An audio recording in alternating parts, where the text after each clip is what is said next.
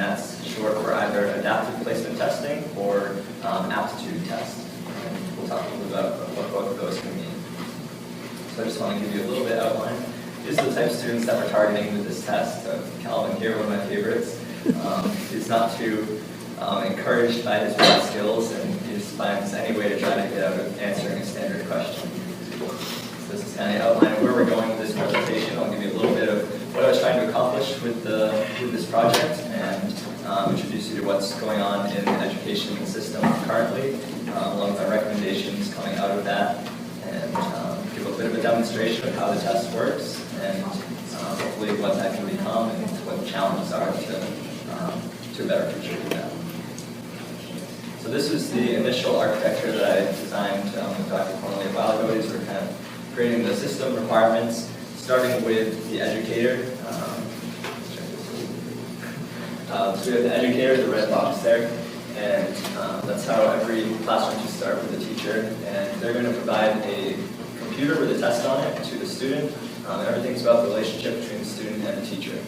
And so they're going to be answering some form of academic questions. When I was starting this, I wasn't sure if I wanted to target just math or multiple subjects, but I ended up with math, and I wanted some type of social integration. I wanted more than just what they were answering on standardized tests. So this test would provide more comprehensive results than a regular multiple choice or MCAS type test would give.